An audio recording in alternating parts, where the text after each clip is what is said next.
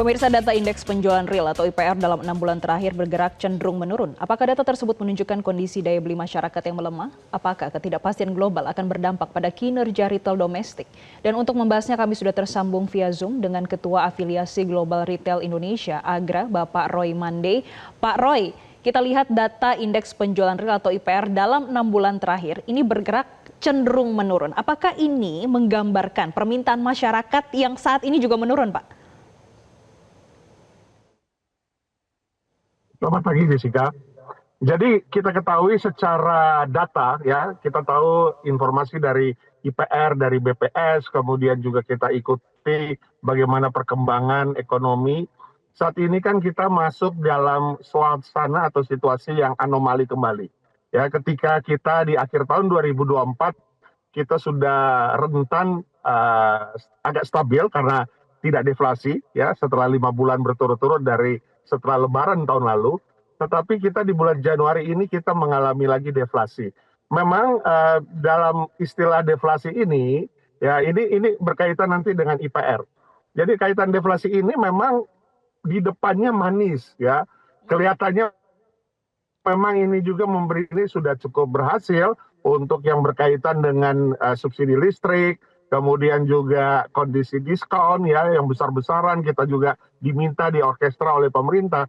Tapi di balik layarnya, di belakangnya, tentu kami ada penurunan income atau penurunan produktivitas. Dan ketika kita pelaku usaha, ya, yang tergabung di dalam sektor hilir ini, kita ada hutang modal misalnya yang harus kita, kemudian juga kita harus tetap mengabsorb tenaga kerja, kemudian kita harus tetap berupaya untuk maintenance ataupun ekspansi, ya, dari gerai sebagai pertumbuhan yang kita harapkan, itu pasti akan terhambat karena margin kita turun, ya, karena kondisi ada penurunan dalam hal belanja masyarakat. Nah, ini yang membuat akhirnya kita juga tentunya banyak harapan yang kita perlukan saat ini karena berkaitan dengan konsumsi tetap masih menjadi primadona di pertumbuhan ekonomi kita, ya. Jadi kondisi yang terjadi sekarang ini, deflasi, ini membuat sebenarnya kalau ada yang menyatakan bahwa ini bukan pelemahan daya beli, kalau kami justru memang menyetujui, nggak semuanya pelemahan daya beli, tetapi banyak masyarakat, ya, dari survei-survei yang dilakukan sekarang menyimpan dananya, ya, tabungan, ya, hampir sekitar 56% itu sekarang masyarakat menyimpan atau menabung karena tentunya tidak berharap adanya ketidakpastian yang berkepanjangan sehingga mereka tentunya lebih aman untuk save.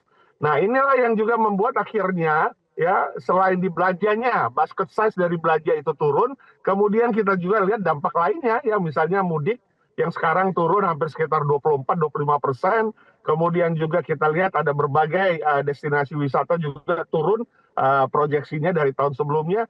Nah, ini semua sebagai gambaran daripada kumulasi apa yang terjadi di masyarakat. Ya, ada kemampuan untuk belanja, tapi mereka menabung. Sementara satu sisi yang tidak mampu belanja memang betul-betul suffer, ya, akibat korban PHK maupun yang middle class turun. Jadi ini sesuatu yang perlu ada solusi bersama, ya, tidak hanya dari pemerintah, tetapi harus tetap mengikutsertakan pelaku usaha sehingga dapat diambil langkah-langkah yang sangat kompeten dan juga yang sangat berrelevansi dengan keadaan sekarang ini. Baik, Pak Roy, itu adalah gambaran bagaimana di awal tahun 2025. Sekarang kita akan membandingkan untuk IPR di bulan Maret sebagai bulan Ramadan. Kalau dibandingkan dengan peak season pada periode sebelumnya seperti apa, Pak? Apakah peningkatannya signifikan atau justru ada penurunan yang menandakan ada pelemahan daya beli masyarakat dalam bulan suci Ramadan tahun ini?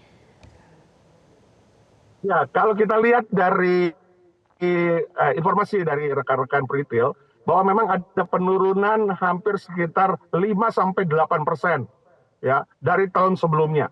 Ya, jadi kalau tahun sebelumnya kita masih bisa double digit, ya, sekitar 15 sampai dengan 18%, maka kita di tahun ini, ya, single digit, ya, kita akan dapatkan hasil yang memang masih dihitung, tetapi kami memperkirakan single digit yang akan kita dapatkan dalam pertumbuhan situasi atau sektor retail sendiri.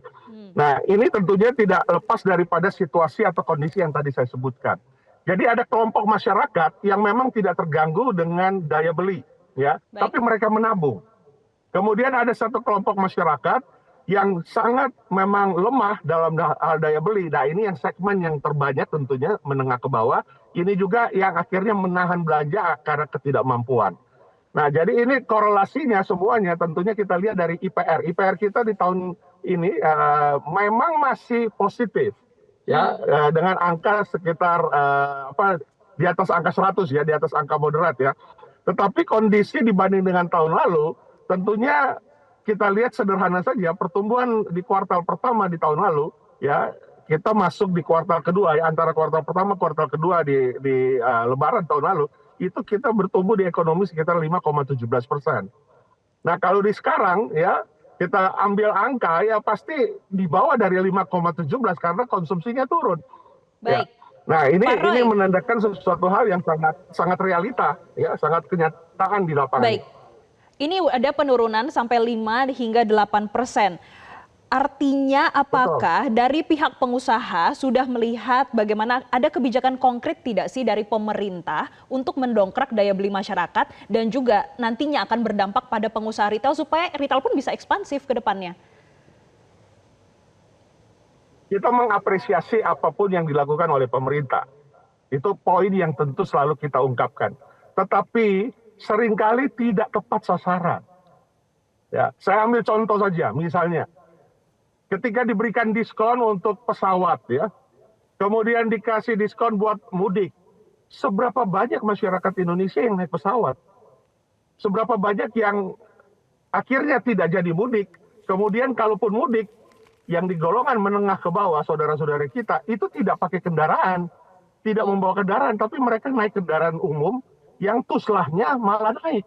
Ya, naik bus antar kota antar provinsi itu tuslahnya sekarang itu naik kemarin pada saat Lebaran. Nah, ini menandakan bahwa kondisinya nggak tepat sasaran, ya. Hanya kelompok yang justru yang punya kemampuan yang diberikan diskon.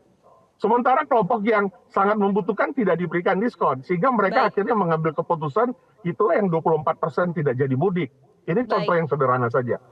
Mereka lebih bagus membatalkan dan mereka menyimpan uangnya. Nah, jadi langkah-langkah tentunya sudah dilakukan, tetapi kembali lagi karena komunikasi yang kurang, ya, mungkin dianggap oleh pemerintah sektor retail itu bisa jalan, bisa hidup sendiri, ya, toh yang penting ada belanja masyarakat di bulan Ramadan sehingga pasti bisa hidup. Tapi pada kenyataannya kami mengalami produktivitas yang melambat dibanding tahun lalu. Terjadi produktivitas yang melambat pada retail. Terima kasih Pak Roy Mande selaku Ketua Afiliasi Global Retail Indonesia atau AGRA sudah memberikan insight-nya. Nanti akan lanjutkan lagi Pak terkait dengan diskusi bagaimana retail agar bisa ekspansif ke depannya. Terima kasih Pak Roy. Jelajahi cara baru mendapatkan informasi. Download Metro TV Extend sekarang.